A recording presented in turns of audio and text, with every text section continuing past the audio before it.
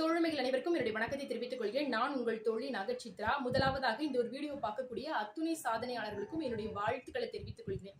நாங்க என்ன சாதனை பண்ணோம், எங்களுக்கு என்ன வாழ்த்து அப்படின்னு கேக்குறீங்களா?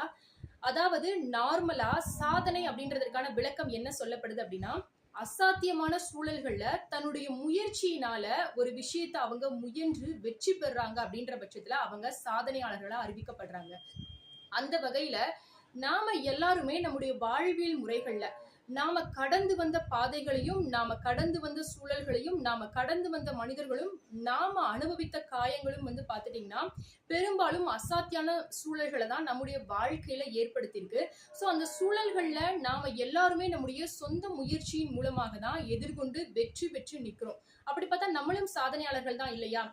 நான் என்னோட வாழ்வியல் முறைகளை உங்களுடைய வாழ்வியல் முறைகளோட நான் ஒப்பிடும் பொழுது என்னை விட ஒரு படி நீங்க அதிகமா கஷ்டப்பட்டிருக்கலாம், இல்ல என்னை விட ஒரு படி நீங்க கம்மியா கஷ்டப்பட்டிருக்கலாம். ஆனா நம்முடைய வாழ்வியல் முறைகள்ல இருக்கக்கூடிய எல்லாருமே ஒரு கட்டத்துல அவங்க உயர்ந்து நிக்கிறாங்க, ஒரு ஸ்டேஜ்ல அவங்க முன்னேறி போயிருக்காங்க அப்படின்னா அவங்களுடைய வாழ்க்கையில மிகப்பெரிய இடரல்களையும் மிகப்பெரிய தடைகளையும் அவங்களுடைய சொந்த முயற்சியினால மட்டுமே நகர்த்து விட்டு அவங்களுடைய வாழ்க்கையை இந்த அளவுக்கு அவங்க உயர்த்தி இருப்பாங்க.